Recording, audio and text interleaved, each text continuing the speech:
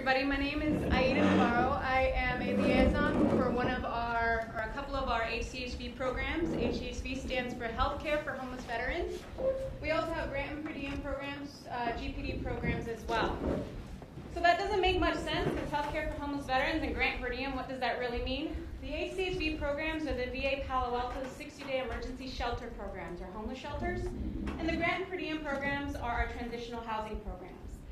So in general, what I'm going to talk about on our domiciliary programs, which are our housing programs for the VA, are the HCHV, GPD. I'll touch on our SSVF, which is a funding source to assist our homeless veterans in getting out of homelessness, and our HUD Voucher programs. Now, the domiciliary has other programs which you're hearing about today. Can you all hear me? I'm not sure if the mic's perfect. Got it.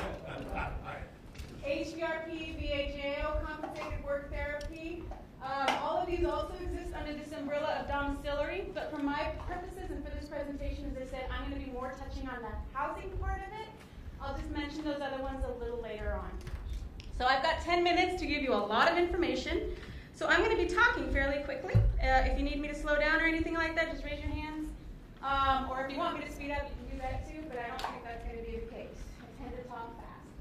Anyway, just for a general overview, our homeless shelters are usually a collaboration between our community partners and the VA or our domiciliary programs. The veterans are shared in care from the community partners and the VA oversight. So what does that really mean for you guys? So in general, what that means is if you need a veteran to have a homeless shelter or a place to go if they are homeless, you can send them to one of our shelters, and then they can, if they are a veteran, get them into one of our beds. Some of you might already be working with some of our shelters, Maple Street, Home First. Are these ringing a bell? Does anyone know about these shelters already? Yeah, I'm seeing some head nods. So you may have already experienced this, where you'll have a veteran being called by the shelter, there may be a liaison talking to the police, etc. This is kind of what you're dealing with. So what is the HCHV in general? An HCHV program is an emergency shelter program that the VA has contracts with, saying that a number of these homeless shelter beds need to fill with homeless veterans. So I'm overseeing Maple Street. They have 17 beds out of all of their beds, because I know Maple Street has quite a few, need to have our veterans in them. So the way you get in is the veterans need to call the shelter, tell them, or anybody can say, I have a veteran, that they are a veteran and they are homeless. That's it. There should be no barriers. They can stay up to 60 days. There's no application fees. It's direct referral, so there should be barely any obstacles to getting them into the shelter. They have to be, the only criteria is healthcare eligible for our HCHV programs. What does that mean? They have to be eligible to receive healthcare with the VA Palo Alto. So I'm not sure if some of you know that if you serve less than 2 years or were not activated post-1980, then you may not be healthcare eligible. So that's going to be a barrier if you have some of those guys or girls. What type of contracts do the VA have? We have male programs, female programs, family programs as well. So any veteran family with a child or a dependent, we do have programs to serve them as well. And we have specific 290 programs. So if you have any veterans that have a 290 status on them, Home First accepts these guys and girls. No, I'm sorry, guys. We do not contract with the female side. We only contract with the male side. If you see on this list, you'll all be getting the PowerPoint. It says M. That's men, women, and families. So that would also be able to tell you, in general, where you can place somebody. Now, you might be getting a little confused, saying like, well, Maple's Home First does have female beds there, if you were to take a veteran to that location. They do. The VA doesn't have a contract with their female side. So what that means is that when you're referring a veteran to a non-veteran shelter, so like we hope is non-vet in San Mateo County, they have to go through the county to get those beds. If you are referring a veteran to one of our veteran programs, then they'll be more likely to get that bed a lot quicker because we have these contracts saying that these have to be filled with veterans only. Emergency shelters tend to have a very short wait list. So they can get in maybe next day, maybe within a week, depending on which one, how impacted, and if those beds are full or not. Some people are like, what happens if I need somebody to get in the same day? Unfortunately, we don't have same day, but Home First is a very large homeless shelter, and they tend to be able to accommodate. How do they get in? I touched bases on that already. The veteran or provider just makes a call to any of these and identifies themselves as a veteran. The things they have to make sure to say is, I am a veteran, here's my phone number or some way to get contact with me, their full name, initials, and last four. The reason is because afterwards, the shelter will contact the VA or a liaison like myself and ask if they're healthcare eligible. And then the shelter will then contact, if they are, the veteran to inform them that they can come in on X date or if there's a wait list. GPD, you may have heard of that, grant and per diem. Our GPD are transitional housing.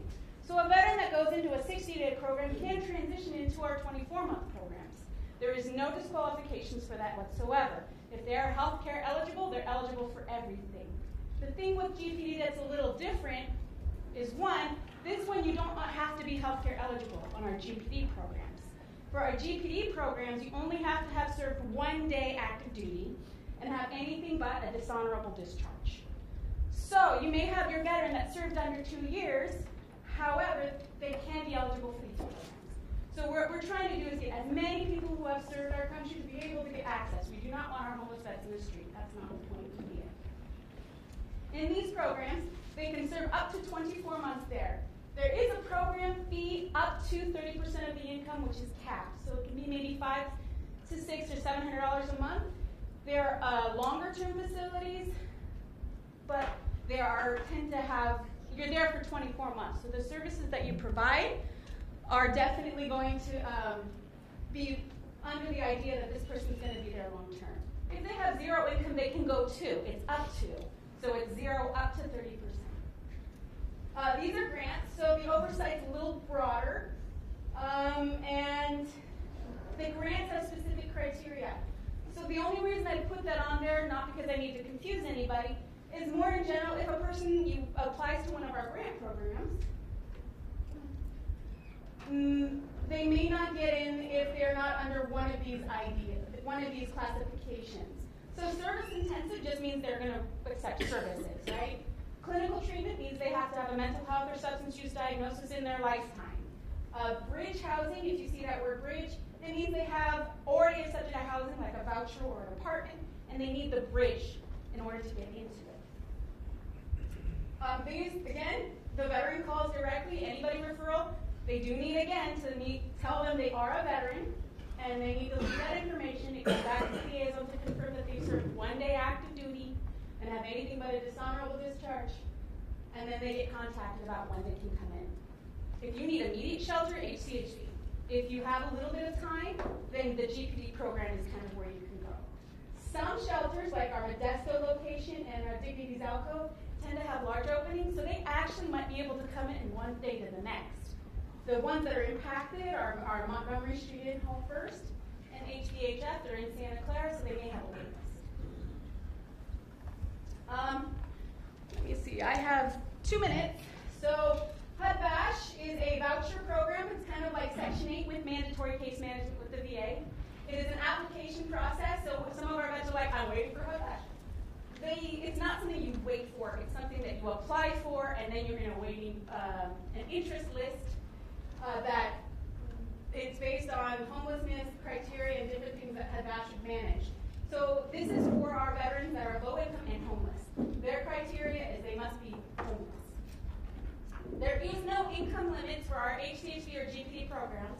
There are income limits, which are listed here for just 2 counties, for HUD Bash and SSVF. SSVF is a funding source. You've got somebody who's at risk of homeless. They're going to lose their house, but they just need some assistance to stay housed and they can pay that rent.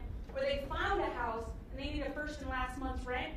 The SSVF is a funding source that they can be eligible for as well. So our vets don't need to be homeless. We can kind of help them prevent homelessness as well through this service. SSVF and HUD Bash, you have to be under these income limits. I just did 1 and 2 for Santa Clara and San Mateo. These are the highest in the nation on income limits. So any other county is going to be lower than this. So the reason I put these 2 is just to give you a perspective. If one person makes under $27,950 a year for Santa Clara County, or $30,800 a year, then they are under the income limits for HUD Bash and SSVF. Again, self-refer, or our housing resource groups can get you in here. You'll see this in the PowerPoint. This is all of the counties that can be contacted depending on the county you live for SSDF. And that means our time is done. So these are the other domiciliary programs that I have: mental health, substance use recovery. Again, they can just call the VA, hit the operator if they don't want to listen to the long phone tree that goes on there and says, I'm interested in mental health services, substance use, or work therapy programs. Other non-VA programs, if they go into our housing resource groups that are listed here, we will talk to them about all of these programs that you're listening, that I just mentioned over here.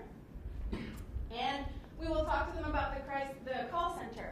It's hard to remember everything I just talked about. I did it in 10, maybe 11 minutes now. All they have to do, or all you have to do, is provide them with the national call center. Any homeless person, it'll route them to the VA in their system. They will be told about these services over the phone, or they can go to any housing resource group and we will tell them face-to-face, one-on-one.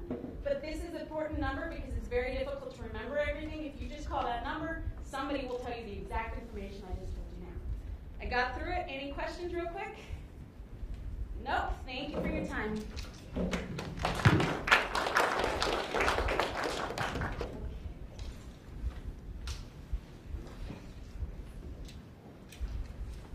Thanks, Aida. And next we have from the Vet Center, James Howard. Good morning, guys. Thanks for giving me the time to speak today. I'm a vet myself, but I work for one of the 8 vet centers in the Bay Area, one of 300 nationwide. So it's not just here in the Bay Area. There's 300 of us nationwide. That doesn't include the islands of Guam, Puerto Rico, the Virgin Islands, as well as the islands of Samoa. So wherever that veteran is or family member, most likely there's a vet center within about 20 miles of their community, give or take. What's great about the vet center is we offer readjustment counseling services to combat vets and their families, which is really unique because normally at the VA, as we all know, it's just the veteran. Well, at the vet center, we could see that veteran, active duty reservist who has been combat deployed, as well as their family members, because we offer individual, couples, and group counseling. And what's great too is that active duty service member, while deployed, that family member, that wife, girlfriend, fiance, can continue those same exact services that they were getting while their soldier was home. They're able to continue those services. The other thing we offer is military sexual trauma. Anyone that experienced military sexual trauma is 100% eligible for vet center services. They don't have to have been active duty. They don't have to have been deployed. Something will happen while that drill, training, anything like that. While they're active duty reserve status, they're eligible. You don't have to. We're not going to pick or pry about their story. We're just going to take their word of mouth. The third and final is bereavement services. So any family member that's lost a loved one while active duty is eligible for vet center services as well. The other great thing is it's 100% confidential, so the information isn't shared with the VA or their chain of command. We see active duty reservists, law enforcement, firefighters. As long as you meet those eligibility criteria, you are eligible to receive counseling services at a vet center. The other great thing is it's just talk therapy. There's no prescribed drugs or anything like that. So you don't have to worry about getting those drugs thrown in front of your face if that's not what that veteran's looking for. We do have walk-ins, so that veteran can walk in, that active duty service member can walk in and most likely get seen that day. And 9 times out of 10, that counselor that they are talking to is most likely a veteran themselves. They may or may not be combat deployed, but at least they still have that understanding of what it's like to be in the military, trying to transition back from that military to civilian life, which can be very troubling and traumatic, and all the other things that come with it, trying to transition back home, because it can be. There's a lot of things that are distilled in us from boot camp all the way through that can be very hard to let go once we become civilians. And the other great thing is, like I said, it's 100% confidential, so that service member, active duty, whoever it might be, doesn't have to worry about it getting back to them. Any questions regarding the vet center? There's 8 here in the Bay Area: San Jose, San Francisco, Santa Cruz, San Jose, as well as ourselves in Menlo Park. We're about a mile away from the Menlo Park Hospital, which is great because we get a lot of referrals from the mental health side, because their services, their 90-day program is ending and they're not sure where to continue those services. Well, they can just walk right into a vet center and start those services pretty much right there that day. We might do a little bit of background. And the other great thing is the eligibility. You don't have to have an honorable discharge. If something happened and you got a bad conduct other than honorable, what's great is that counselor, it doesn't turn you away from those services, and most likely that counselor or that veteran service officer can relate that time back to the time of service and might be able to help them upgrade their character of discharge. Any questions? I know it's kind of quick. I don't have a PowerPoint. Any questions regarding Vet Center services, how to get a veteran, active duty service member, or family members started with Vet Center services here in the Bay Area or nationwide? Do you have somebody that you bring somebody to a center that they can see right away?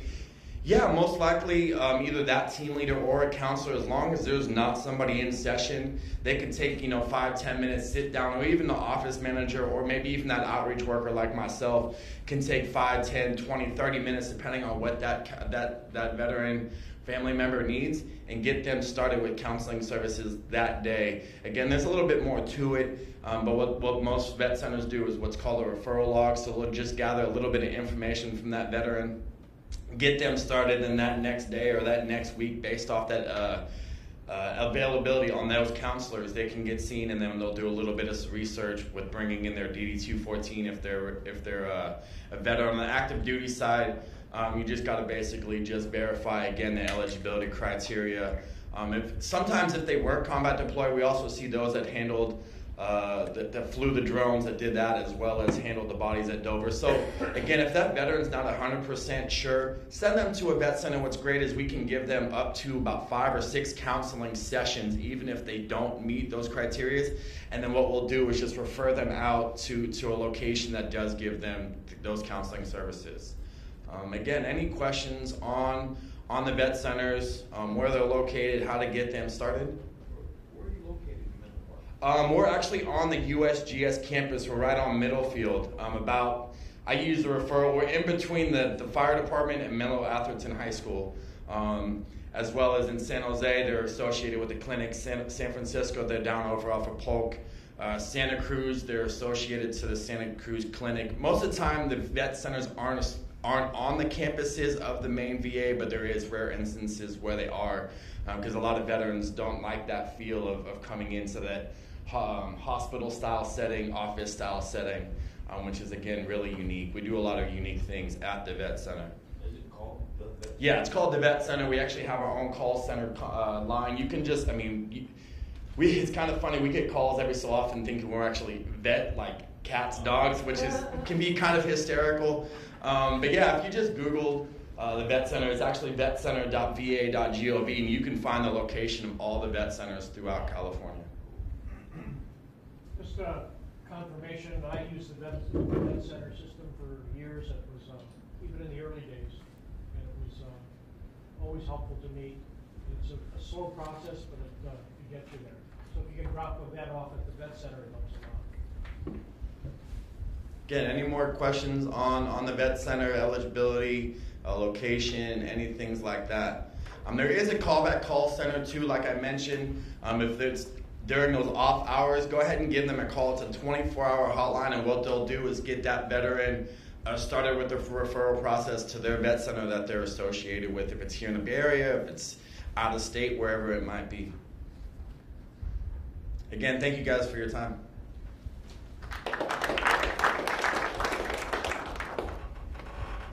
Thanks, James. We're going to have one more speaker in our resources section, but before we do that, I just wanted to acknowledge that we're kind of throwing a lot of information at you, and I'm aware of that. So several people have asked me if they can receive the PowerPoint slides, copies of the presentation, so we can definitely do that. I'm just going to circulate a sign-in log, so if you want the slides, sign in with your name and email address.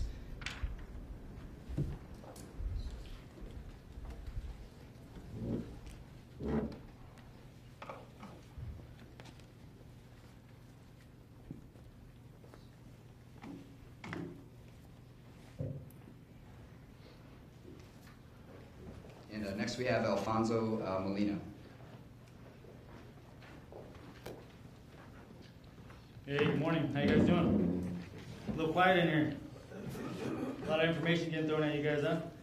My name's Alfonso. I'm a veteran myself. I'm an Army veteran. Any 101st guys in here? No? Okay. That means everybody's going to listen then. I'm an 82nd guy myself. I'm very familiar with both Afghanistan and Iraq. I did my tours there. My role here at VA is to support our service members getting out of their military branch and help them get into our healthcare system. All right. So TCM was formerly known as OEF-OIF. That is Operation Enduring Freedom, Operation Iraqi Freedom. So this program was specifically made to help combat veterans transition out of the military into the healthcare system. So I work with a team of social workers that case manage these service members, and they follow these service members from when they discharge and get home. What we do is we case manage these veterans for as long as they have a need. We don't just put them aside. They always have this service available to them. So the role.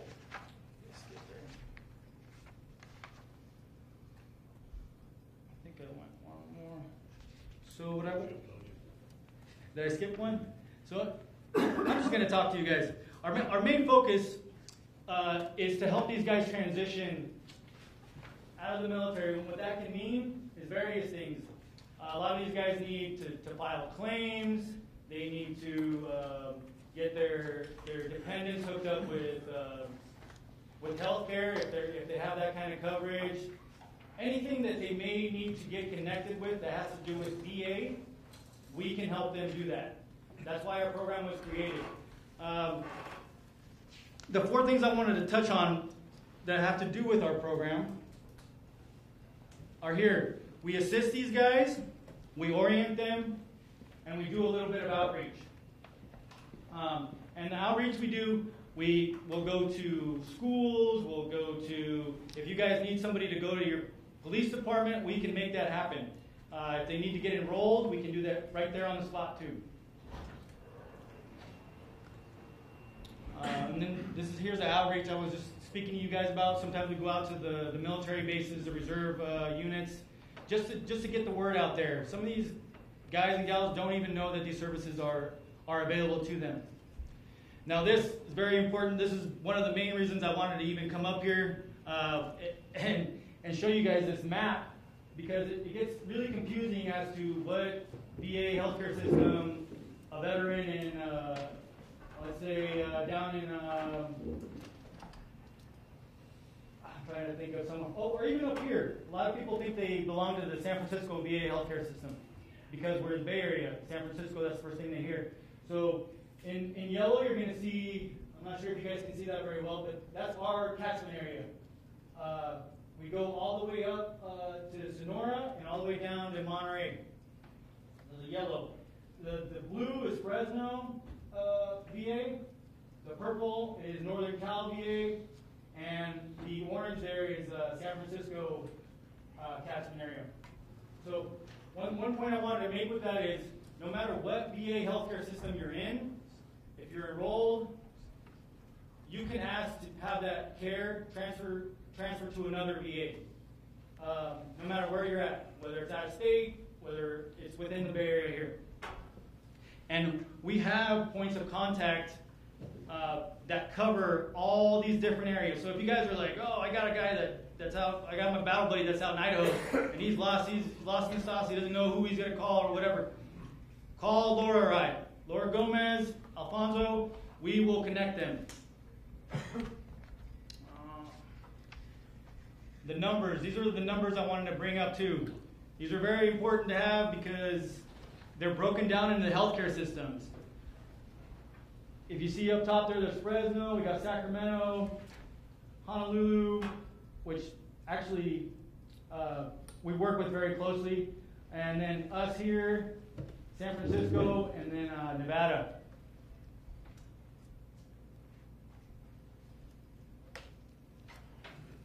And lastly, I wanted to show you guys our team. So our team is scattered throughout the healthcare system, and we usually have a case manager within that clinic or hospital that covers our OEF, YF veterans, our combat veterans. The two main numbers you should take down are Laura's and myself. I put our cell phone numbers in there because it's just easier to get a hold of us. You guys can feel free to text us. But if you guys are ever stuck with, like Mr. Brown mentioned, if you guys are stuck with somebody, you don't know where he's going to go or what he's going to do, Laura and I will figure it out. We will get him connected. We're fortunate enough to have those connections within the healthcare system and also outside of it. Do you guys have any questions for me? I know I kind of went a little sideways there. I didn't want to follow along with that PowerPoint. I don't really like PowerPoints myself, but yes, sir. Do you guys have the ability to pick up a bit?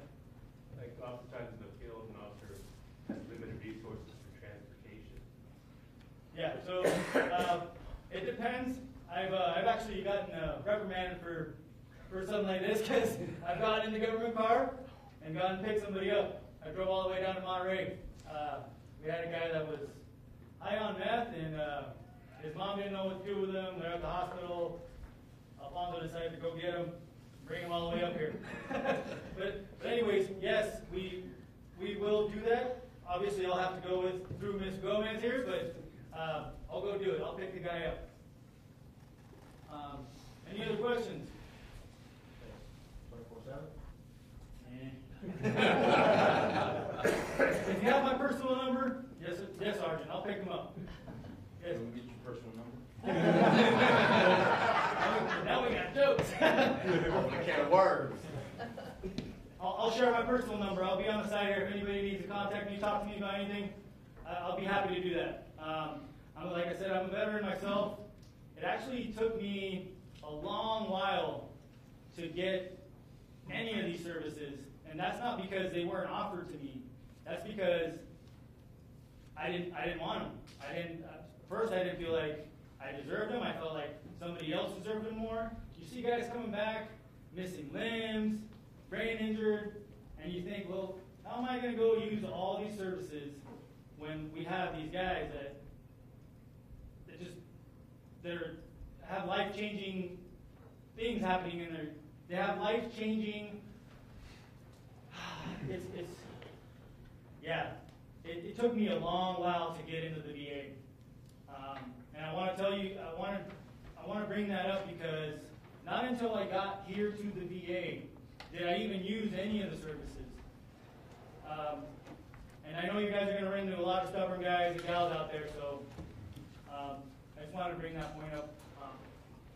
But again, if you guys have any questions, any concerns, just want to know, hey, what to do with some of these guys, give Laura or I a call. And I appreciate you guys coming out. And thank you for your time. I got a comment.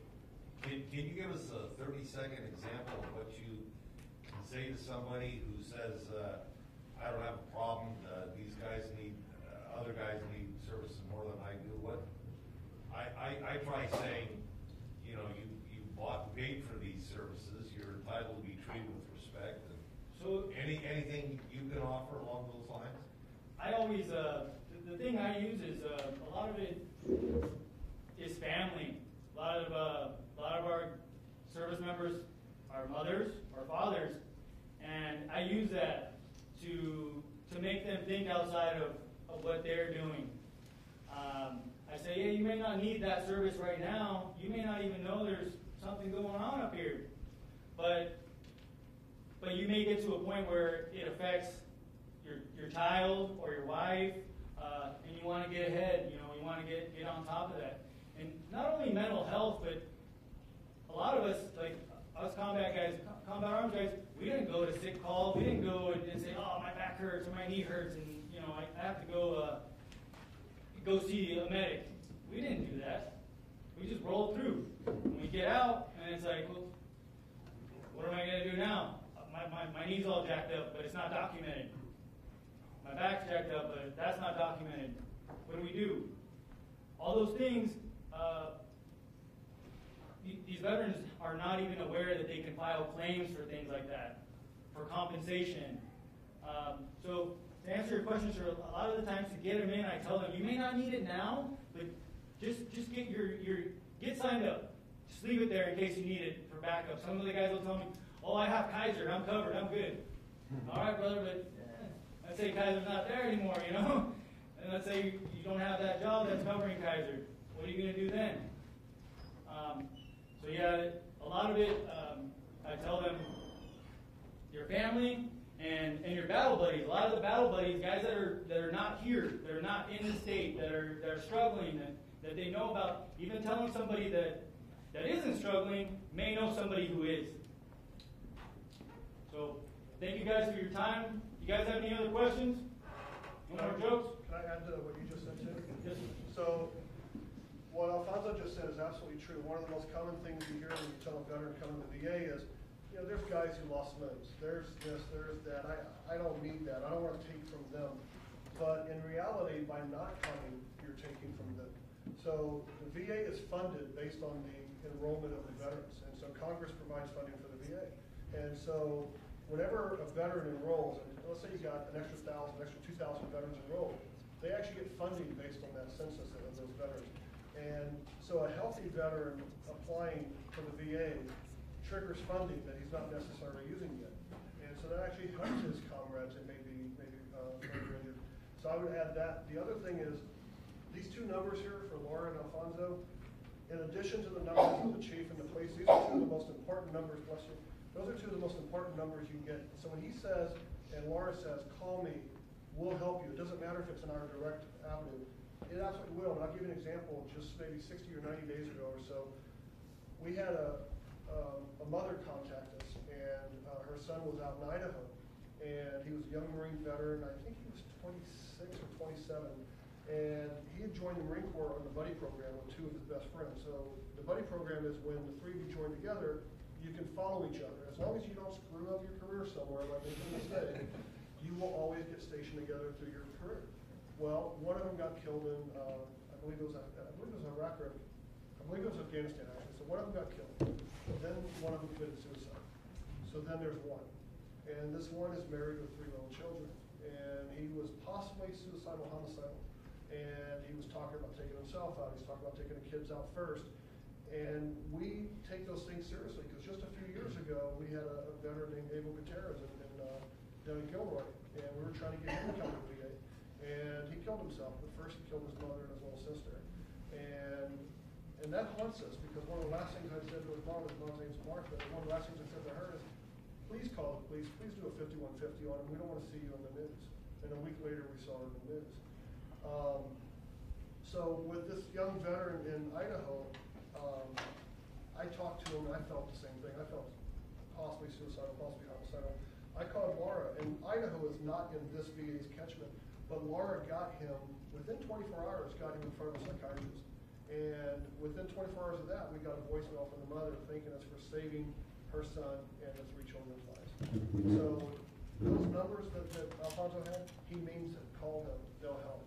And they have helped, and they continue to help. So please call them if you need help. One thing I wanted to bring up from when Jane was speaking, the stars there. No, not the stars. I'm sorry. I'm trying to see the vet center.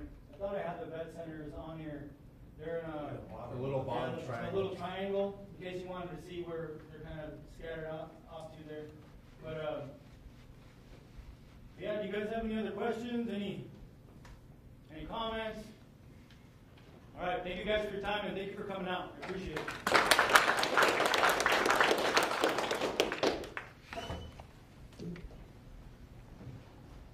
Thank you, Alfonso. So that concludes the resources section.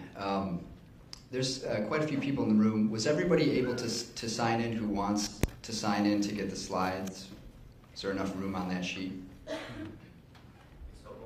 It's still going around. Okay. If we need to make a second one, we can do that too. We just want to make sure everybody has all the content. So a lot of what you've heard has revolved around post-traumatic stress disorder today. And so we wanted to bring in one of our foremost experts on PTSD to kind of explain the disorder to you and how it manifests, and maybe some skills that you can actually use in the field for how to work with somebody who has, how to engage somebody who has PTSD. So this is Joan Smith.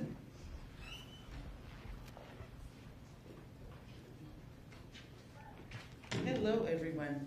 So I'm Joan Smith, and I'm the program director for the PTSD clinical team for VA Palo Alto. And we cover all of VA Palo Alto with a 12-person team of licensed clinical social workers, psychologists, art therapists, and psychiatrists.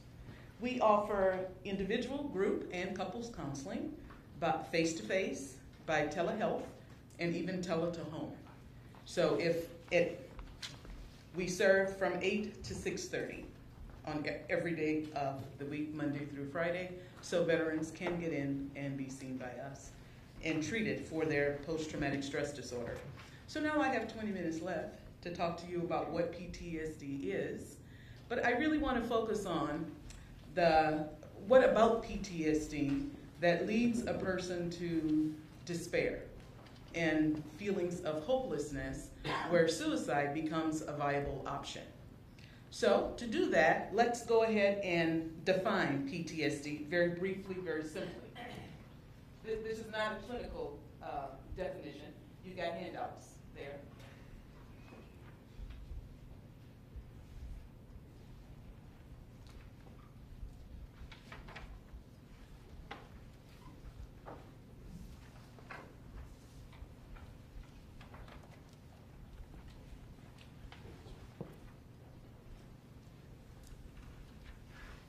So when we think about post-traumatic stress disorder, and this is going to require some communication. You're kind of a stoic group, but I guess because this is a very serious topic and you have a very serious job, but I need to hear you, okay? So we're going to think of synonyms for each of these terms. So when you think about post, what word might you use to substitute for post? After. Good. What about for disorder? What one word kind of globally describes disorder? Dysfunction, illness.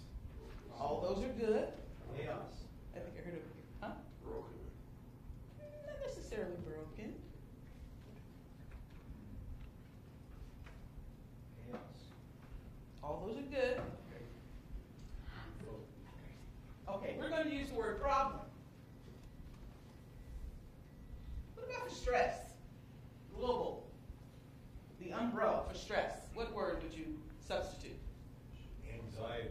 Yeah. And trauma. Injury. Hurt. True. Okay. Any other guesses for trauma?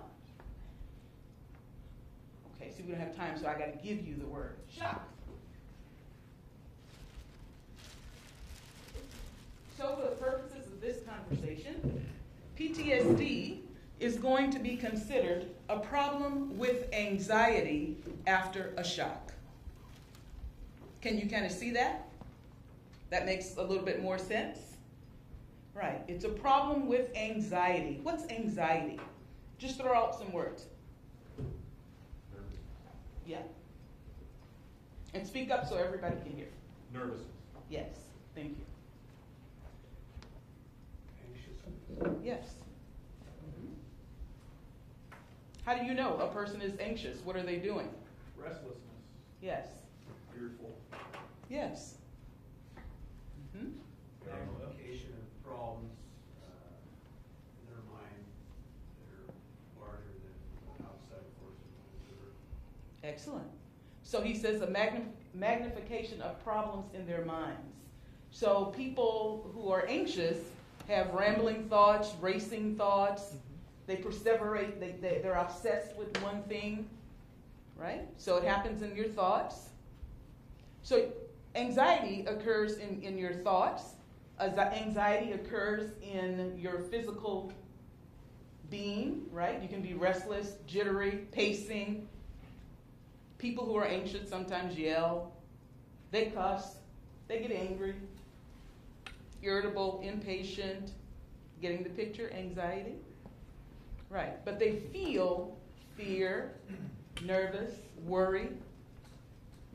In our veterans, or with people with PTSD, they're also hyper-vigilant, right? Hyper-aware, wary, on guard, mistrustful, suspicious of other people's motives. Right?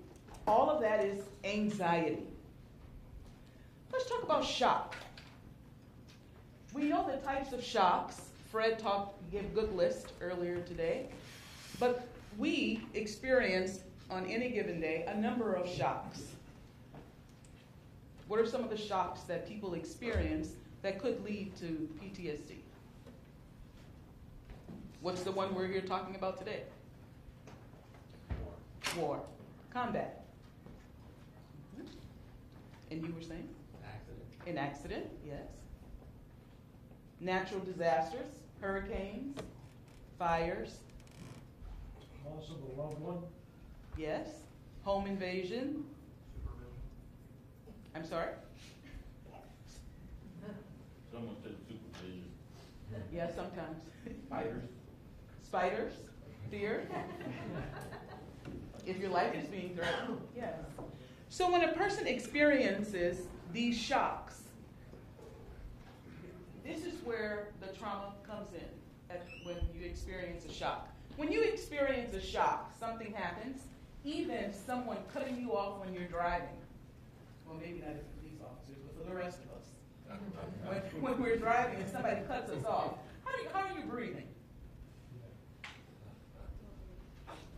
Can't hear you. Rapid. Some of us will breathe rapidly, right? But short, right? Like panting. Other people, when you put on that brake, what happens? You put on that brake, right? You kind of stop breathing. So at the time of shocks, you not only see something, you might also hear something, right? Take a motor vehicle accident. What do you see? Come on. I've only got 15 minutes left. It smells as much as sight. Well, before smells, what do you see? The violent act. What? Describe. Collision between vehicles or a crash. Okay, so you see maybe a car is dented, right? Two cars colliding, glass is broken. You might see someone bleeding, yourself, right? Okay, now what do you smell? Tissue? Blood. Oh, blood. Gasoline. Gasoline,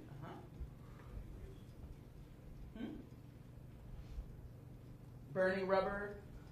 You're a police officer. What do you smell? What do you smell when there's a crash? Airbag. Airbag. Okay, so there are lots of things that you smell, right? Okay, so if you're injured, you might feel pain, right? If the airbag deploys, you might feel, is it a powdery substance or a gel substance? A powdery substance, right? So something tactile. So all of your, then how are you feeling emotionally? Adrenaline spikes.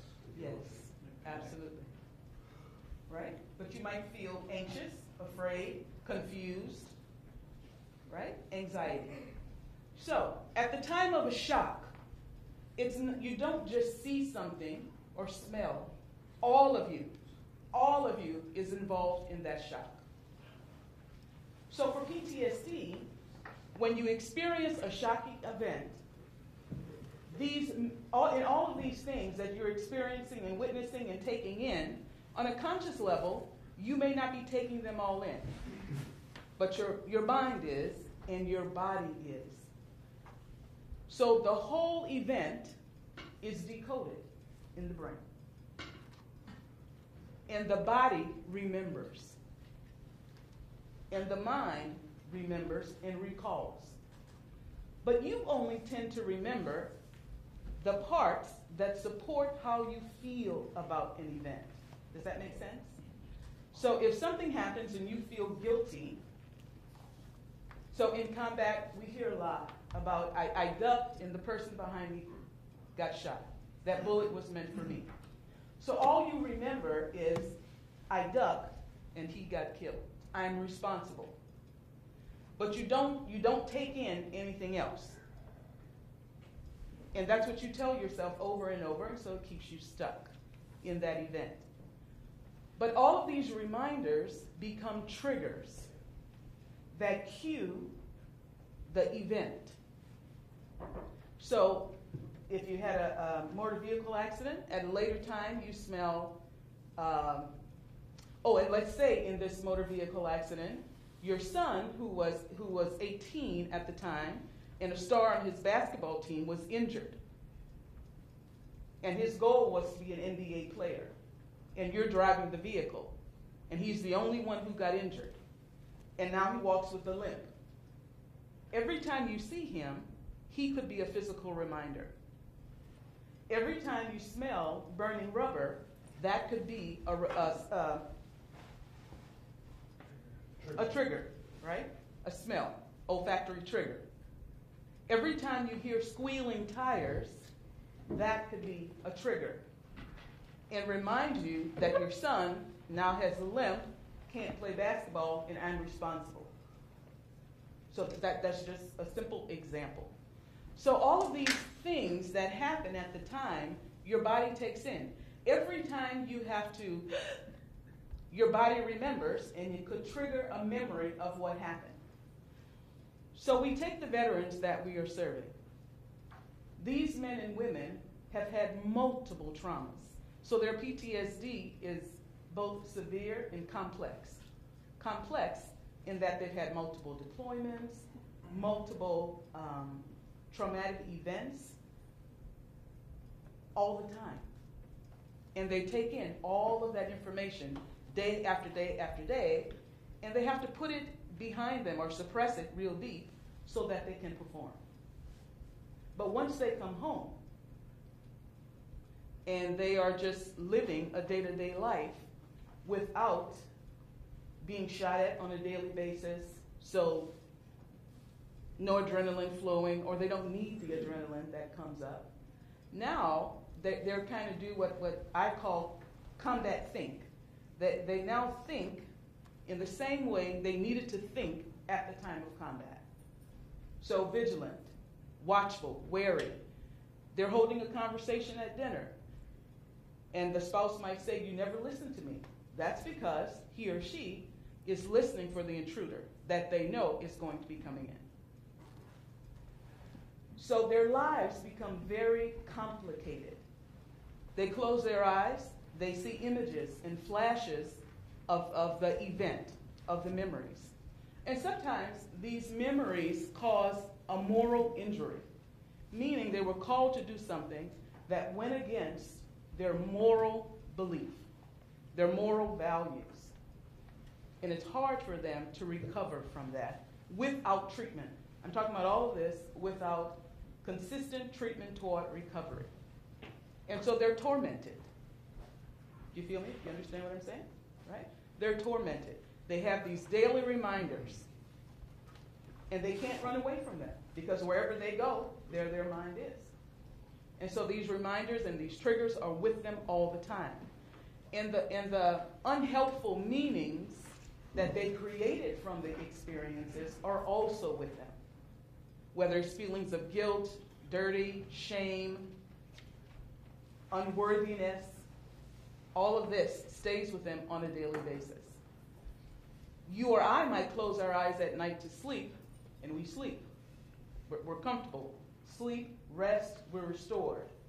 They close their eyes. They live in fear of nighttime and having to go to sleep because the nightmares begin, or the night terrors begin. Or they sit to watch television and they have flashes of the trauma. Being on guard all the time, watchful, wary, suspicious, mistrustful, always, always, always, is tiring. It leads to fatigue. And you cannot sustain that. It cannot be an ongoing thing. You get tired. Right? So you see how this can lead to despair and hopelessness. And then they believe nobody understands. I don't talk about it because you won't understand. Or if I talk about it, then you're going to judge me, and you're going to think badly of me or what I was called upon to do. So what we have to remember, and what they forget, is that we know that when you serve combat, none of us knows, you guys probably, but the rest of us, not even them, during training, do they know what combat is. Until that first bullet whizzes by your ear, you have no idea. Despite all of the simulation, despite all the training, it's not real until boots hit ground. And so that's when it becomes real. And that remains their reality until they get to treatment. And that's where we come in. Any questions about how PTSD complicates your life and can lead to feelings of despair and hopelessness? And so they're hopeless that their lives will ever change, that the tapes that they play day after day will change. Any questions? Does that make sense? Yes, sir. I had a comment. I've been in the system since 1988 for PTSD, and that was probably the most perceptive analysis I've ever heard. Thank you. I've been dealing with it 40 years in the legal field. You explain more in 20 minutes than 50. Thank you. Right. So when the veterans come to our clinic, we explain all of this to them in more than 15 minutes. Of course, takes usually 4 sessions to help them understand what it is they have so that they can recover. Yes. What kind of treatments do you utilize for those veterans? Treatments? And the reason I ask is because we've interacted with veterans who have kind of an understanding of what PTSD is, and they're trying to decide what kind of treatment options we can give them, whether it's like talking or medicine or other type of options like that. Okay, so great question. So first of all, we take a veteran who comes into the clinic, and we do treat veterans and their families. We don't just treat the veteran. And we treat veterans for trauma across their lifetime. So not only combat, not only military sexual trauma, but any trauma across their lifespan. We do it in individual or group. We have treatments for people who come in with no skill, no understanding, no knowledge of what PTSD is or even how to do therapy. We start them off with what's called a PTSD 102. Treatment, it's talk therapy. It can be done one-on-one or in group, and we focus on what PTSD is and why I do what I do, why I make the choices I make. And then we have, and it's coupled with PTSD and anger management. So once they complete that, or if they have an understanding of that already, we can offer evidence-based treatments to address the trauma and cognitive processing therapy, which again is talk therapy, or prolonged exposure therapy, which is also talk. We also offer medication therapy, but medication, as you read in the handout I gave, does help with your symptoms of PTSD, help to manage them, but they won't help you to recover from your PTSD. Because what keeps people stuck in their post-trauma symptoms is avoidance, first of all, avoidance of things, places, people that remind them of the trauma. And the second is unhelpful thoughts and beliefs, what you tell yourself about why the trauma happened. So that's what keeps people stuck. So these two treatments I just mentioned, cognitive processing and prolonged exposure, go in and address the trauma, where we actually have to look at the trauma and help you to recall everything that happened at the time. That's talk therapy. Medication helps take the edge off. If you only do medication, you'll have to do medication for the rest of your life. If you do medication and talk, which is the ideal combination, that's where you get more bang for your buck and you will recover. I'll say you can recover. In our clinic, 80% of all of the veterans who come to us recover. Those who don't, anecdotally, we think it's because they don't do the homework and they don't come consistently. But we have great treatments for veterans. and that can help them recover.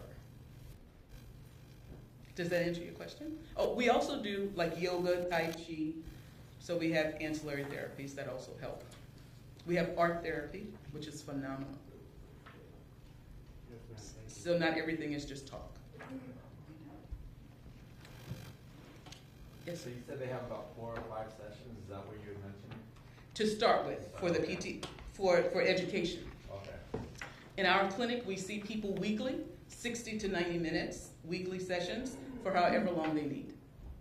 But there is a beginning and an end to treatment, and veterans are relieved when they hear that they know recovery is possible and can be sustained over time. Yes. Yes, we do offer EMDR. I failed to mention that. Yes. And other treatments as well. Mm-hmm. So I've got 2 minutes to talk about how to approach.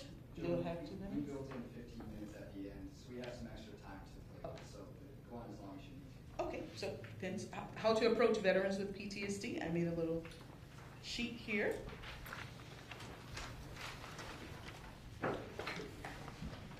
So, and I guess the thing I most want to say about this is how to approach veterans who are struggling, who are in crisis, is to first of all, you got to keep it real. Veterans can sense and identify BS just from far away. So if I say nothing else, I say that. Keep it real. Be direct and honest with them. Don't skirt the truth. Be firm. They're very responsive to direction. They don't really want to hurt anyone else. When they get to the point that they feel such despair and hopelessness, when they talk about wanting to hurt their kids, they're in their mind, they're thinking they're protecting them from this harsh world. Because they do have a belief, most of them have this belief that the world is a very dangerous, ugly place. And that's one of the, what we call stuck points, that we really work hard with helping them to understand and reconstruct their thinking around that. So when they say, I'm going to kill myself, but I'm going to kill my family first, from their thinking, it's about protection and helping and saving them from this mean world. So know that as well. And any questions about anything that's on the sheet?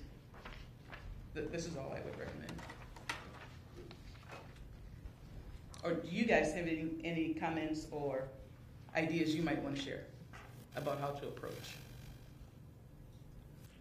Sometimes I found that when you engage in a conversation and you have to say thank you for your service, that's more often than not, sometimes it turns people against you. Yes. Because they think it's so commonplace. Mm-hmm. And I don't think a lot of people understand what they're really saying behind that. Do you have any other idea of showing appreciation in terms of use that might not turn people against you or make it less meaningful? Mm-hmm. So the first, you want to establish rapport, right? You've heard that all morning. And rather than say thank you for your service, you might ask them, who's in your life? Right? Who is in your? Usually for our veterans, they come to treatment because of children, or the partner is going to leave. So very few of them come because they're doing it for them. But if you can get them talking about their loved ones, then that's helpful. But sometimes they're considering suicide because they think they're a burden and causing harm to their loved ones, right? So if you remind them of something I heard Fred say, if they do this, if they commit the suicide, the act of suicide, you are actually hurting your loved ones for the rest of their lives. And then that's helpful. To make a connection, rather than say thank you for your service, I try to remind them often about how courageous they are and were during their service. And what courage it takes to say, yes, I will put on the uniform and fight for my country. And that tends to help more than thank you for your service. They think it's just a glib comment that people make. And they don't appreciate it because you don't know them personally. I can just chime in on what you just said too. I recently held a little bit of a small focus group with some veterans, current generation veterans, to discuss that very thing. Because a lot of the younger generation veterans are starting to get turned off by that. Thank you for your service. The common thought was that they feel like it's been used so often it's become commercial and it's lost its meaning. And so we were asking everybody, well, what would you prefer? And typically what we got was, after you find out that someone served in the military, it was, I appreciate you. I appreciate you, brother. I appreciate you, sister. And that actually rung true with more of the younger generation veterans to hear it that way. Just, I appreciate you. And so that was it. True. Agreed.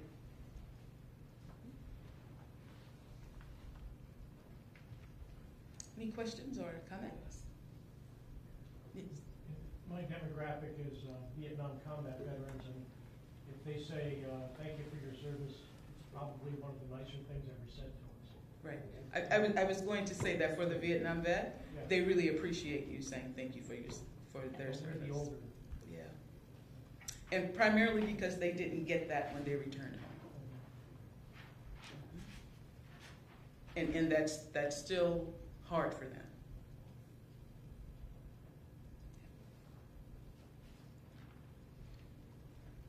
Okay. No questions? No comments? My job here is done. Thank you.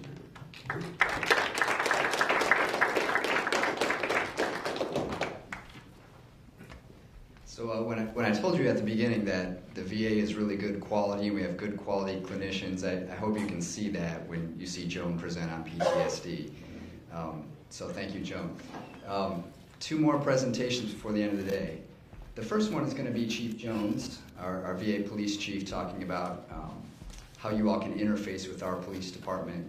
And then the last presentation we're going to have is a veteran himself who's interacted with law enforcement. So please stick around for that, but here's Chief Jones. Good morning, and that's what being hit by a fire hose looks like. That's a lot of information. Everybody who got up here and truthfully said, remember this number, remember that number. If you don't remember any of the other stuff, remember this. First of all, we're going to package this stuff to you. A list went around, and you might get it in the form of that email, but I'm going to make it a point to make sure each one of you has my business card.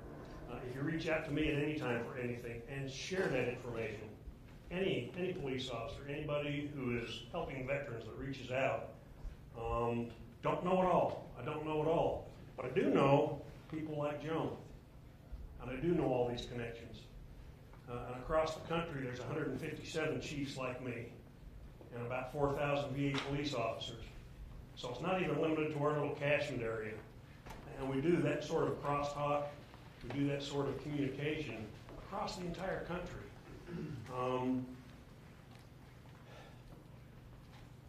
You ever meet those people that when the phone rings and you see their name or you get an email from them, it has an effect on you? Fred McRae has that effect on me. It's PTSD, Fred, because about 320 to 360 times a year, Fred McRae is associated with an email or a phone call involving a welfare check. I know you already heard this, but I want to reiterate it. I throw some of those statistics back where he said 20 to 30% of those contacts that we, law enforcement, have with veterans on a welfare check end up with them getting some kind of treatment. I mean directly from that kind of contact. And if you step back from that, because I think we're all frustrated, the reason why we're here is because, regrettably, a Marine Corps veteran successfully committed suicide. And there was this feeling of, could we have done something more? Did we forget to do something?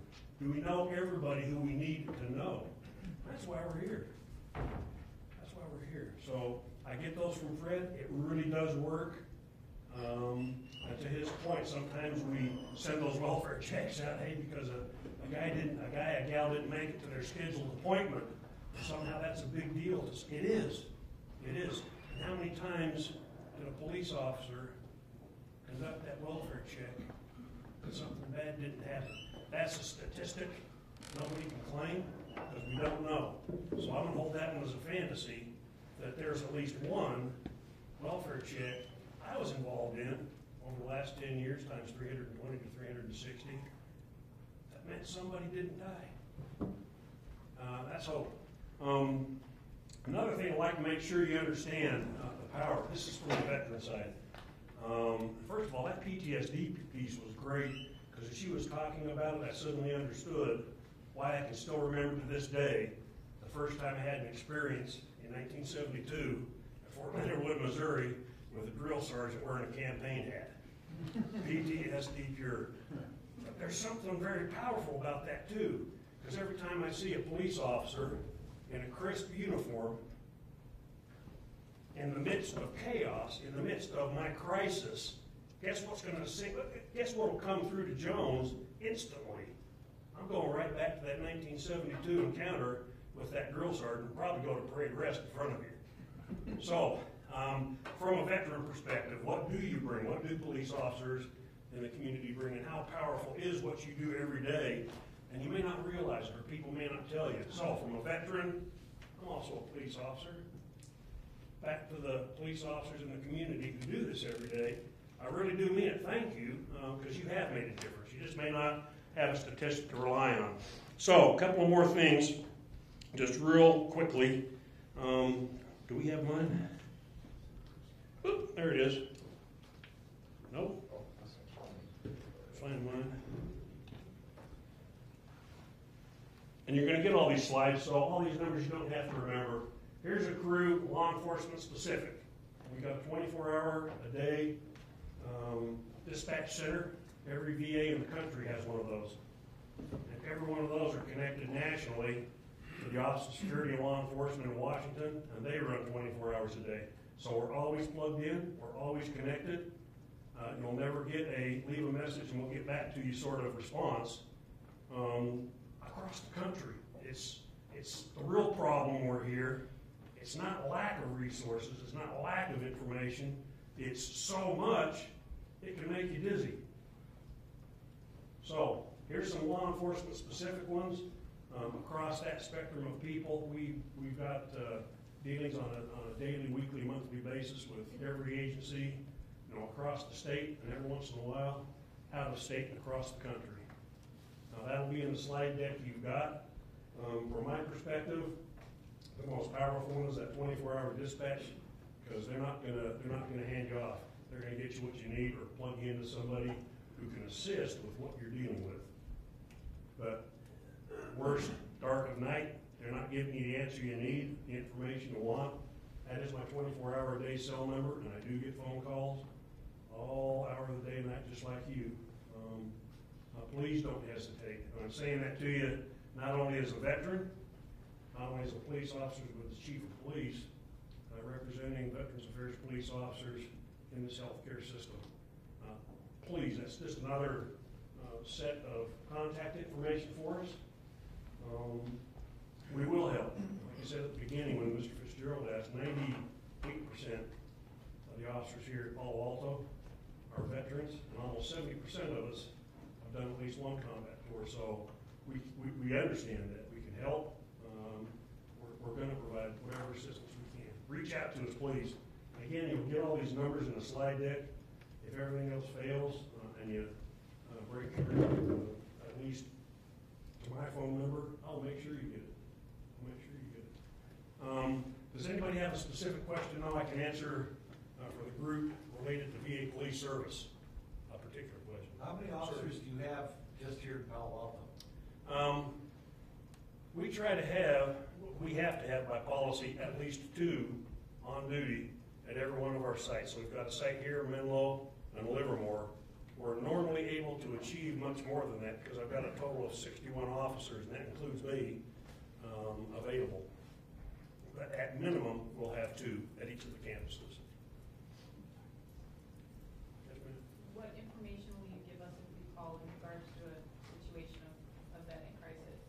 You are a law enforcement officer. There's a veteran in crisis. I'm going to give you whatever I got. I'm not holding back.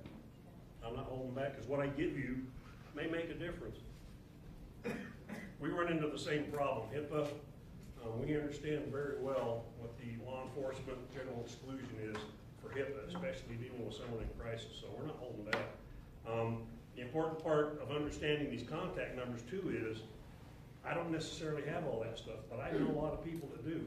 I can wake up Office of Inspector General, who can go straight into military records and confirm, is the person really trained in EOD? We had that in a situation involving a veteran in crisis on a boat off the Monterey coastline. And there was a question as to whether or not that person had EOD knowledge and training. And we pushed that button and they were able to get that information up and it helped resolve the crisis. So, yeah, we won't hold anything back. Any other questions, please? Okay, thanks for taking time out of the day. I recognize that look. It was a big fire hose. It's almost over, but the most important thing I think we can all get from this is face to a name, at least someone to reach out to. I guarantee on the VA side, if you reach out to somebody who deals with veterans for a living, they're not gonna let go of your request for information until you get it, because we know what you do. It does make a difference in people's lives every day.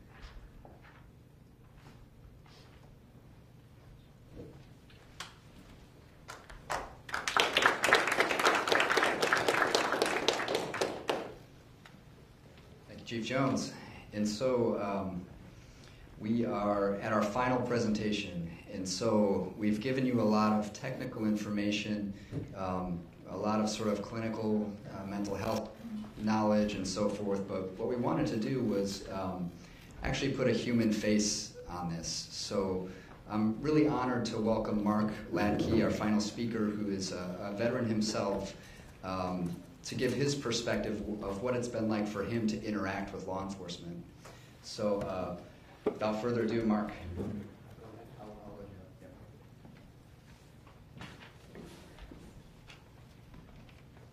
You know what? I'll tell you up front that I deal with things with dark humor because it keeps me from crying. If I laugh, I won't cry.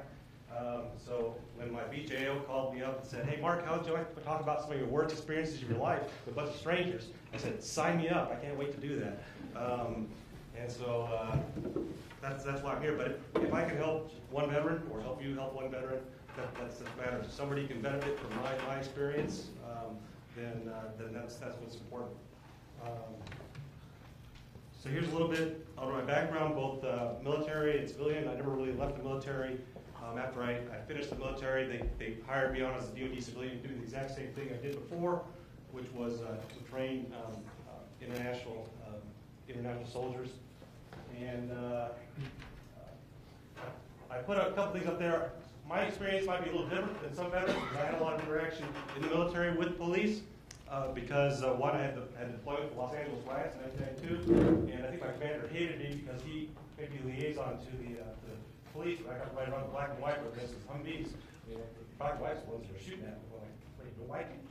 You know, and then in Iraq, we were training Iraqi police. Although I'm not a police officer. I wasn't a military police officer. I was training them on basic leadership and decision making and planning, and not on any sort of police information. And then you can see there the highlights of my life. In 2013, 2014, everything sort of went to shit pretty quick. Twice I was taken in for 5150 by law enforcement. I had numerous welfare checks. I couldn't even count how many there were. There was a armed standoff. It's called a standoff, but basically it was, "Mark, what are you doing?" And that's about the end of it. It was not there was never any intent there. It was, I had an incident with somebody else, so that involved me being incarcerated, and as David Grillo said, okay, the BJOs are great people for us veterans. They're great resources. I was released into the custody of my BJO, basically, and taken to treatment. So I spent a lot of time in treatment. I've done oral exposure therapy for PTSD, three months of that. I've done inpatient programs for substance abuse. I've done the moral reclamation therapy with David Grillo there. 6 months is a great program. Probably one of the better programs that I did. It's very difficult to complete because it's all on you. So the programs are out there for veteran wants to get better. And I won't claim that I'm better. I've been on Fred McRae's list. I know I'm one of those 130. I've been flagged in his file. So I've made those exceptional lists. That list, the list of people who get called for a welfare check, people that actually have a welfare check that get taken in by law enforcement to be evaluated. Both times I was evaluated, though, I was released by a psychologist, and that's something I'll emphasize a little bit later in my talk.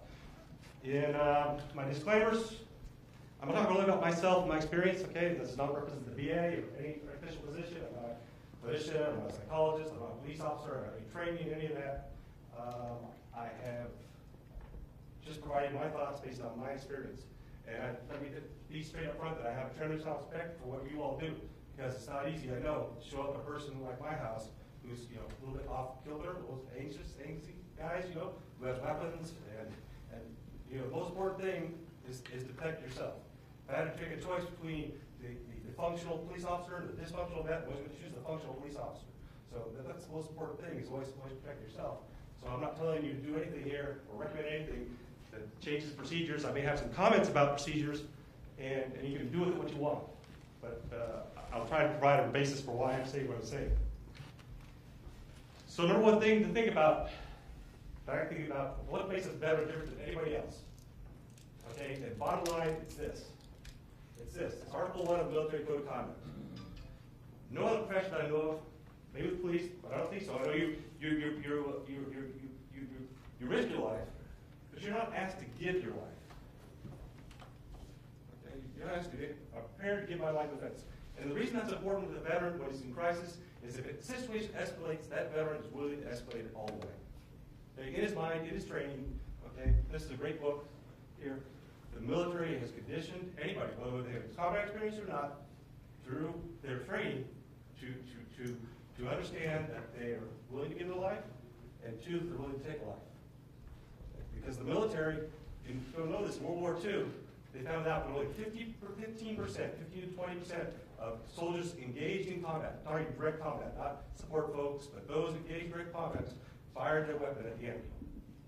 Said, we got to fix that. And so they did. By Korea training, they did raise that 50%. By Vietnam, it was 90%. Okay? There's a cost to that, because humans aren't programmed to do that. You're naturally not. You may deal with a lot of the worst of society, and we think people have violent tendencies, but we don't. It's not natural to us. And so the military breaks that norm, and that's what happens. The result is what you saw with Vietnam veterans, because they didn't have any support for them. It's been better since then. The Vietnam veterans got hosed all the way around. They got the best training on how to kill people. They did a great job of killing people. 90% were willing to shoot and kill the enemy, compared to 15% for World War II. So, and that percentage stays today. It's even higher probably. It's almost close to 95.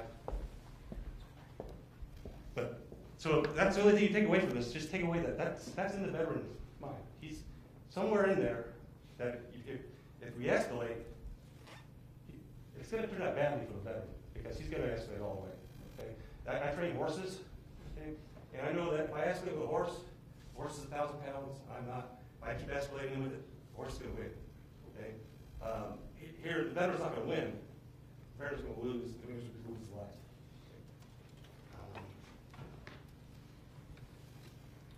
I just put this in there. I took this from another presentation. It really does. It changes you. Okay, as the lady with PTSD said, when that first round whistles over you, when you lose your buddy, that changes things. Some things to think about. I didn't know what a welfare check was. I was sleeping in my bed, and I heard knocking on my window. Mark, wake up. What? Okay, that was my first welfare check. It was also my first legal victory. I had been asleep for 3 hours. I called the crisis line 3 hours ago. They called back. I didn't answer the phone. They sent a welfare check out. The officer showed up. I didn't understand what the officer was there for. I didn't understand what was going on. I had been drinking, so I was a little agitated. But I wasn't abusive. I wasn't and said, hey, Mark, turn around, put your hands behind my back. You mind doing that? Sure. Could be handcuffs, could be in the car, could be in the hospital. That affected me for a long time. It still affects me. That bothers me more than being arrested. I know I committed a crime. I have no problem being arrested and committing a crime. But into that, I still understand why I was 5150 in that case. We're not thinking rationally. If we're going to talk non-linear, not going to be circular arguments. We're at a place of emotion, and you have to worry about getting that emotion out. We're going to talk about that in some of my other slides. A lot of veterans mistrustful of the VA for whatever reason. I became very mistrustful of the VA because I understand how that welfare check, how they do my address, crisis line is confidential, right? How come these people do my address? They do, I started playing all sorts of games with crisis line. I had like throwaway phones, I was VPNing it, called crisis line, and it was weird. It's like, I wasn't really probably suicidal because I was doing all these things just to call the crisis line, to mess with the crisis line. That's how warped I was. This is an important one though, here. We'll talk about it at the end too. We all desire that, okay? But that veteran, I think, has a certain expectation of it. In today's society especially, you get so many people that agree wholeheartedly with Tommy about thank you for the service. Most veterans of later era, my era, forever era, think it's trite. Don't really like that saying, because it's just empty words. Okay? And this bottom line, the psychologist told me this. She said every veteran that she talks to basically wants these two things. Okay, so if you think about a veteran who's in crisis, and you're talking with them, if you can help them fulfill one of those two things, okay, then you're going to help them. See, I have a challenge because I don't have a wife anymore, and I don't have any kids, so I don't have any loved ones. So that's why I'm always a challenge when it comes to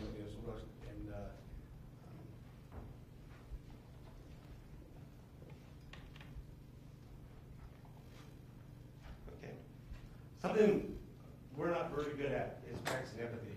At the end of this slides, we've got a great video on empathy. I'm going to link to it. But it's about building connections. Okay? So I didn't really want solutions to my problems. I didn't think there were solutions to problems. I just want to be heard. Okay? That's why I was called across. I just want to be heard. It was just frustrating. My life was a mess. In my mind, my life is a mess. No, actually, my mind now, my life back then was great. My life now is a mess. Try living after committing a felony. Yeah, then your life's a mess. We really mess it up. Again, talking just about escalation.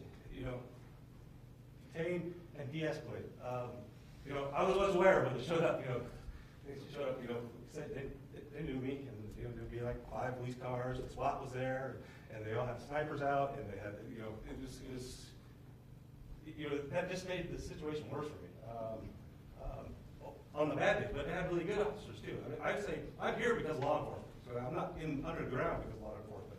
I'm here because of law enforcement. So, they did a lot of things right. All of these things that I'm suggesting are things that I thought they did right. But when you show up and you got your full battle rattle on, and you got better stuff than I spent most of my career in rapid deployment units. You guys have better stuff than we had. It's like wow. In my combat here, I just the door of my house. I've got the 82nd Airborne outside. And I know police officers are trained to fight just like the military command voice, take control of the situation with voice, and be firm, but be careful of where you get from being firm in tone to and body language to where you need to escalate. Okay, because if you start escalating, if he starts being defensive, we'll talk a little bit about that later. He's going to go into fight or flight. He's going to start being instinctive, or at least I will be. So how do you reset the emotions level? Here's just some things I thought of to reset what works to reset my emotional level. So to respect, reflect.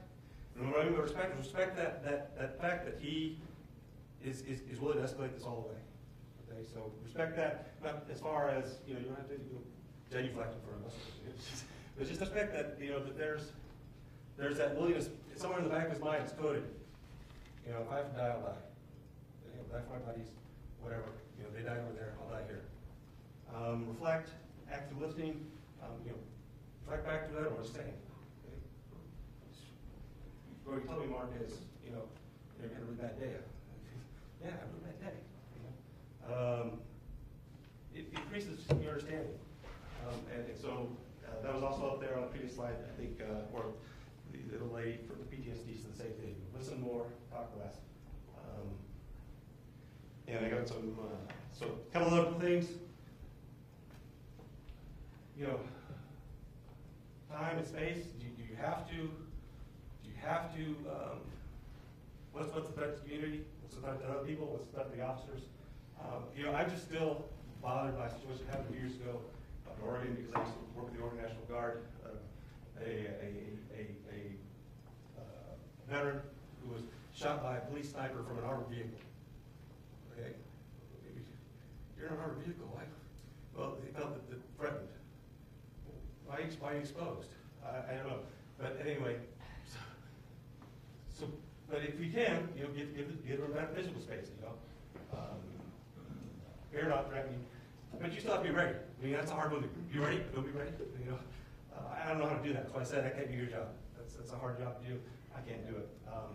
But you don't want to put them in fight or flight because most people aren't aware of this. Hey, Conrad Lawrence won a Nobel Prize in science, and that humans and animals, to think about it, practice two other things besides fight or flight: posture and submit. You see it all the time. Think about your dogs, right? So veterans probably not going to submit, okay? Because it's in the code.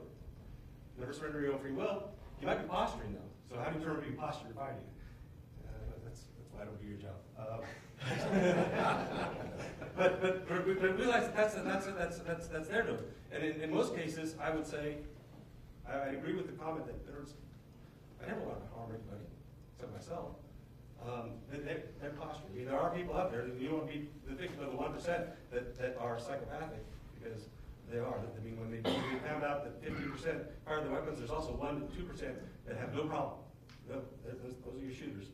Okay, they usually end up in special forces nowadays, in special ops. Not in a bad way. I'm not talking that. But they have their little wired a little differently. But realize that most of it's probably posturing. So that when we think fight or flight, realize it could be just posturing. Okay. Posturing. I don't know. I'm gonna give you something else to think about. Again, if I go back and ask for more pay from the city, I'll pay more taxes. I don't pay any taxes.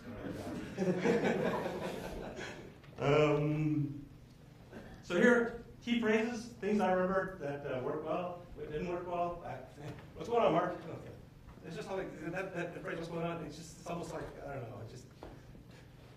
It's sort of almost like when do you know your speed? You know how fast you're driving? That's what it felt like. But only elevated level. Why are you so agitated? Well, the lady from PTSD explained why I'm agitated. Okay, I'm anxious. I'm anxiety. That's me. Okay, it's not because I smoked a bowl of meth or something. I'm agitated. I'm agitated because I'm suicidal. I'm drunk. I'm frustrated. I can't figure out what my real reality is. And that's the key point you brought up. My reality back then, I never came back. In my mind, I never came back. This is like Disneyland. That's the real world. This is Disneyland. Disneyland, everything's clean and pretty and nice. They go to Disneyland, everything's perfect. It's a perfect world. And then in Iraq, that's reality. That's reality. Violence and death and dirty all the time. That's dirty all the time. Do you have any guns? Yeah. It's important, obviously. And the same price slide, I've had this argument with clinicians. And as soon as they ask that question, it's like all I think about. You didn't ask if I had a rope, you didn't ask if I had a knife, you didn't ask if I had pills, you didn't ask everything else. I had two nieces, I lost two nieces to suicide. They both hung themselves. So this may be my personal idiotism. So obviously I have a family history of mental health issues. But if it becomes your focus, and I remember the crisis line sometimes just hanging up because the crisis line would just keep badgering about the gun, or if I had a gun, or it's like I don't talk about the gun. That's not what I'm here to talk about. I'm talking about because I might want to use the gun. Let's talk about that. And okay, at least you have. God, I already feel shitty enough. I came back physically sound. I'm physically sound. I I didn't lose a limb, I didn't lose a body part, I didn't take a shrapnel fragment, I did nothing, not a scratch. I went to rack 4 times, 2 times as military, 2 times as civilian, and not a scratch. So yeah, I'm just selfish, yeah. So try to avoid comparisons. These phrases, and like another thing at the end of the slide package is a great thing on stigmatizing language with mental illness. So some of these are borrowed from that as far as how we understand. Then we're going to start talking. Were these phrases used by the crisis line, or were these phrases used by the cops when they came out to the house? These ones were used by the police. Okay, except for, well, not do you have any guns after the first time, because then they didn't have any guns because they took them all. Okay, but since my 51 people wasn't held up, then I just went a lot more. So okay. But then now they're all gone. Felony takes care of that problem too. So yeah, I don't have any guns for a leather check now. Let's put that note on my door. But yeah, so all these, but these were used by the crisis line or by the police. I had some great officers. We talked to me. I mean, when I talk about de-escalation, like for example, this standoff with police. I mean, basically, they drove up in an unmarked car. They got out in plain clothes, and they walked up and said, "Mark, what's going on?" Basically, they had the weapons aside already, but that's what happened. And so it was peacefully resolved. I mean, I thought it was stupid. That's what I told them. It was like, I could have shot y'all. Okay, that's what you should jail. Because they said that. Because now they're thinking intent. That's my intent. What's my intent? I was critiquing their actions. He's like, what do you think of our actions? Well, it was stupid. You just drove out and got out of the car and shot it all. Okay, well, great. Let's do a detective bird for a police officer. And there you go. And my charge was 4. I remember the judge asked me, how'd you go with 4? Well, the 4 officers closest to Mr. White. Okay.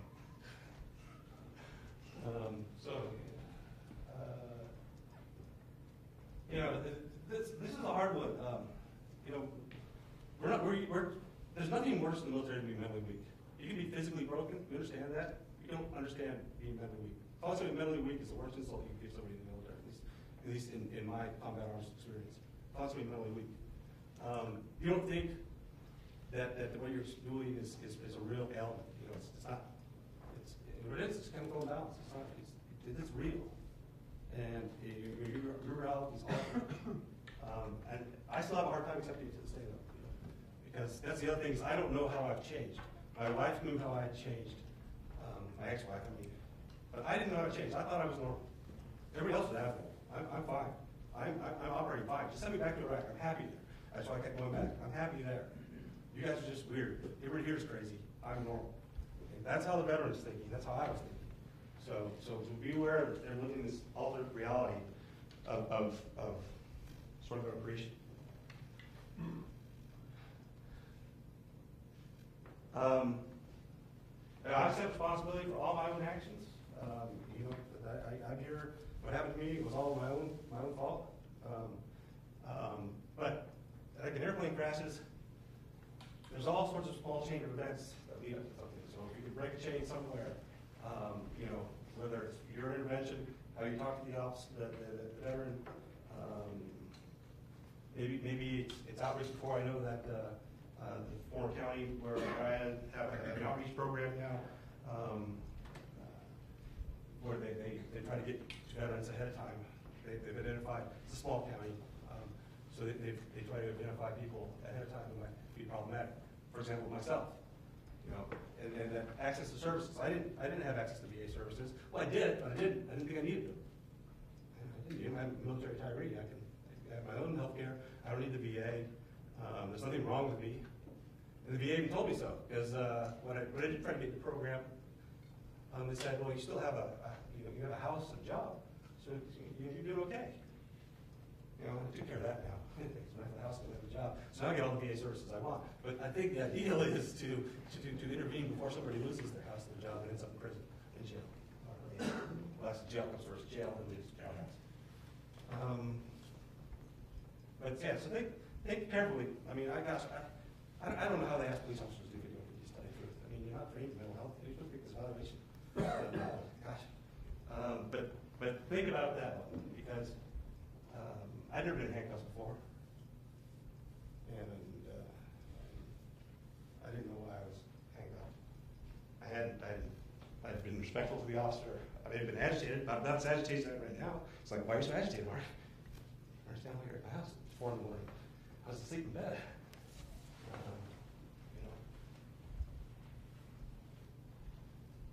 But they go back to airplane crashes. So if you ever read histories of airplane crashes, there's all these chain of events.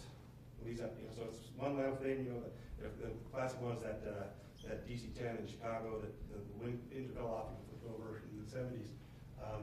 Whole chain of events that led up to that. Okay, so somebody gets an inspection, somebody gets this. So in any tragedy, there's always a small chain of events. It's not one big boom that happens. That's why I like the work Fred McRae does with suicide prevention. They're aware of those. They try to break that chain of events. Okay? That's why they flag people like me and say, every time I go to the VA, I get asked, "Are you feeling suicidal, Mark?" I wasn't until you. I'm joking. Do you have thoughts of suicide? And not until you just mentioned it, but oh, thank you. I reminded me for the day. I had my thought for the day. Okay. If you want me to talk more, if you want, I didn't know that Dave was going to provide slides, but if you can copy down more information there, I'll be happy to email my slides, happy to talk to anybody who wants to talk to me. As long as you don't put me in handcuffs in the back of the car, I'll be okay. And then those are a couple of resources. This is on empathy and this supervising. Any other questions? Yes, sir.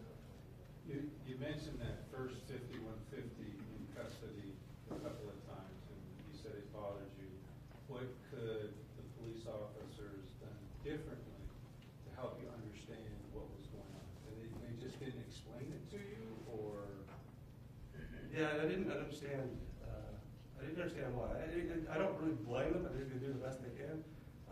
They're evaluating the situation from their angle. I'm evaluating from mine. We saw things different. My second one, 5150, I was okay with that one. Although by then, I was really going off the deep end. I had lots of other interactions after that. So that was my very first interaction, first welfare check. I had other interactions. Totally true. At the times I was most suicidal, I wasn't talking to anybody. Usually, if I'm talking to somebody, that means I'm not suicidal. If I'm calling the crisis line, it means I want to be heard. So I'm asking for help. So maybe the 5150 was the best thing for me, and I don't know. So don't take that. Take my John's view as the officer was wrong. They tried to explain, like, we're just taking you to get checked on. It's okay. But I understand because I still had a job with DOD at the time. I still had a top secret security clearance. I just see myself in handcuffs, being formally evaluated for mental health. That's a bad thing. You have a top secret security clearance. Which took care of that too. But not because of that. There are other things I didn't understand. I didn't want to go get treatment because I understand that, for example, alcoholism is covered by the ADA treatment. If you say I'm going to a treatment, I didn't want to leave work. So that was the whole. His work's more important to him than coming to the VA for treatment. Well, if the VA said, hey, you know what? You're covered by the ADA. They can't fire you for going to get treatment for drugs or alcohol. I'm an alcoholic. Okay, so they can't. If it's not work related. If I had gone for treatment but I didn't know that. Nobody ever said, hey, you know what? Alcohol, drug abuse, it's covered on the ADA. Your job's protected. They can't fire you for it as long as it's you're not drunk at work. But but if you say I need treatment, I need help, I'm going to treatment. It's a covered disability under the American Disabilities Act. So, I know a lot of people in law enforcement deal with alcohol abuse too. So if somebody, realize that that's covered, that's protected. If they need help, give them help. Don't let them become statistic. Don't let them become me. Okay. Let them give them help so that they can keep their position and be good police officers. Any other questions? Yes. Well, like I said with Ms. Smith, I listened to people with PTSD in courts for 25 years. I learned more from you in the brief time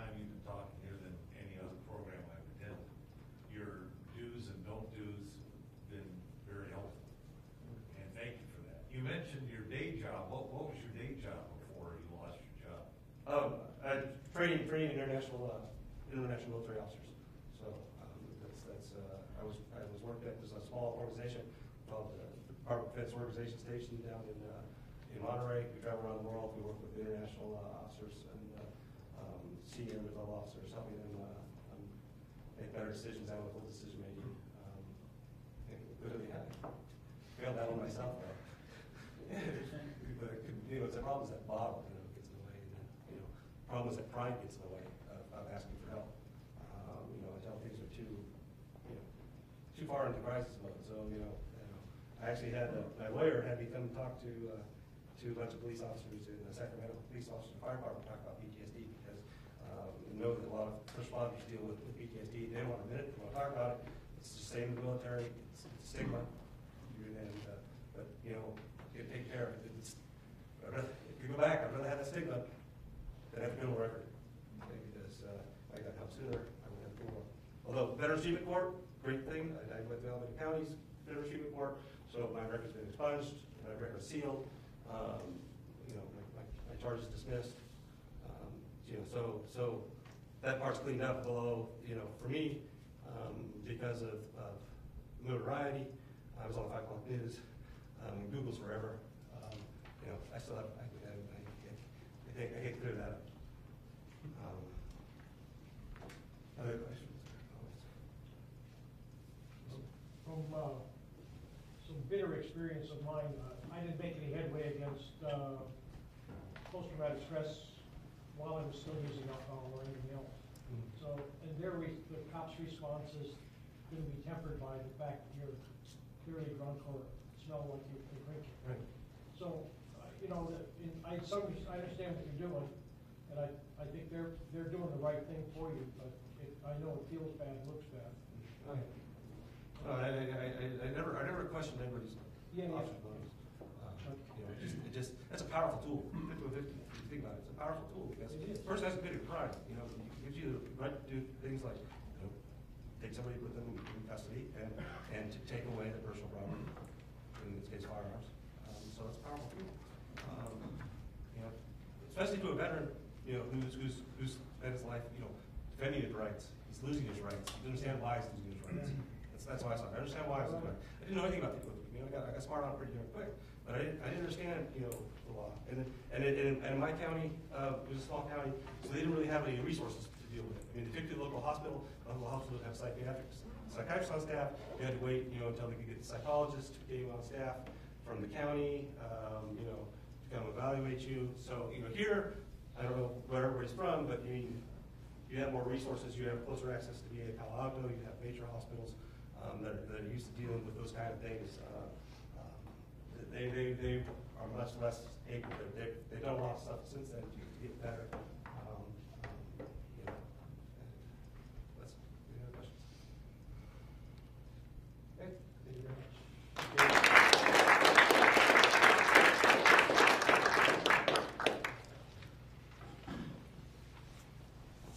Can we hear it one more time for Mark?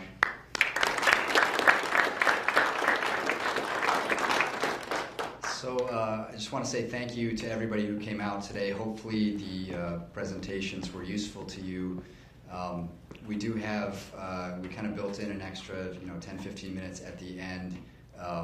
Most of our presenters are still here in the room, so if you had questions that you had lingering that you forgot to ask or things that came up, most of us are still here, and this is kind of our time together to talk. So we will open it now just for general questions. Real quick also. Yeah. Real quick also, you may have noticed a couple of cameras. So this is Adan. He works for the VA. He's actually been videotaping this. One of the reasons is because this has not been done anywhere. This is the first. And so a lot of the other VAs wanted to see what's going on. I think he's interested, if anybody's wanting to talk after the event's over with, if you want to kind of share your experiences or share your feelings on this. And that's for everybody, including the presenters and the attendees. And then also, because this has never been done before, this caught the attention of ABC 7 News. There he is over there. And so he's filming this as well because this is such a positive and powerful story. that they're wanting to share. So he's looking for folks that might want to speak as well. I know he's going to speak to Chief Jones. I think he wanted to speak to Mark, if you're willing, sir. He's over there back in the corner, so feel free to do that as well. And then after the questions that Mr. Grohl here is doing, we've got food. You don't have to leave. Feel free to mingle. I know San Mateo Sheriff wanted to speak to Judge Manukian about the courts. And actually, you guys are sitting next to each other, which is perfect.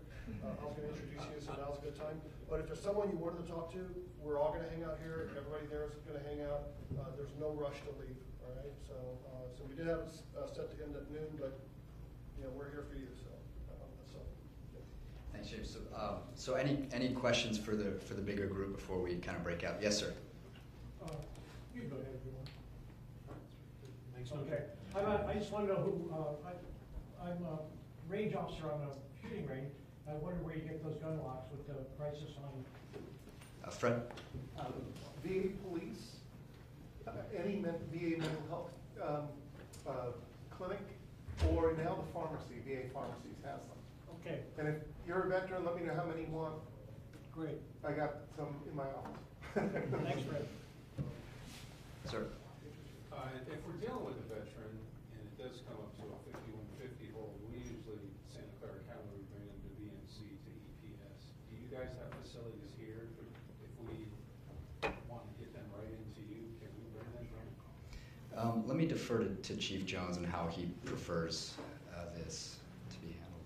There's no right answer. We do get, and sincerely appreciate it, we get police officers from around the Bay Area who will bring someone here who says they're a veteran.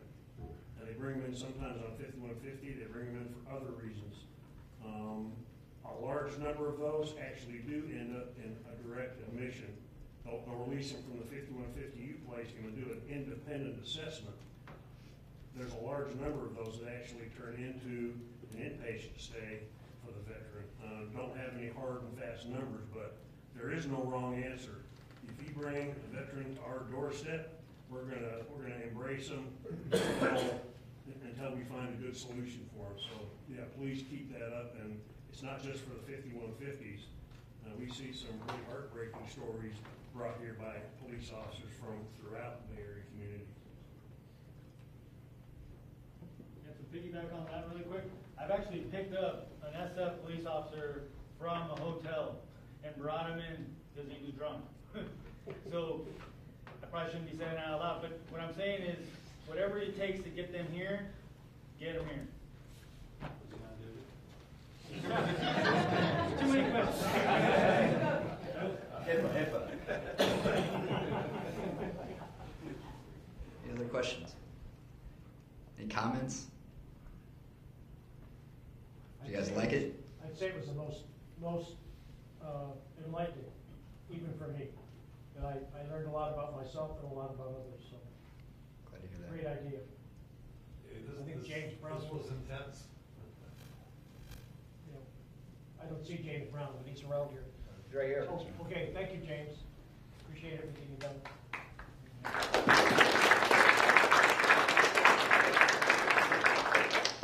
Matt, did you have your hand up? I was just going to say the same thing. Thank you to James Brown for coordinating this and all the VA staff for hosting us and providing us with all the information. Thank you for all the everyone who attended also.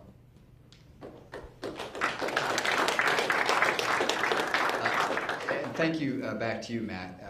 So when we heard about the veteran who committed suicide in San Jose, we had a conference call together with a lot of the folks who organized this, and it was really helpful to hear from Matt and folks at San Jose PD what kind of content would be helpful for you. So thank you for that, Matt. Anything else before we break? All right, thanks again.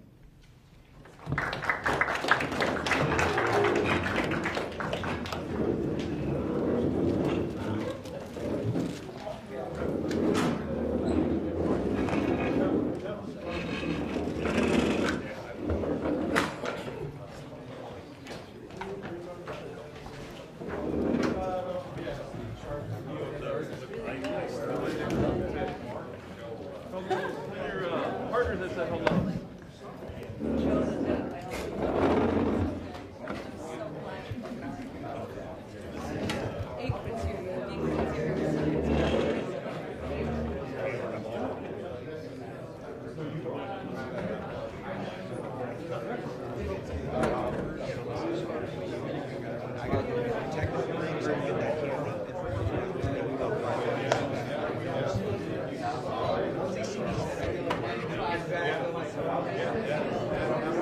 Here's to that.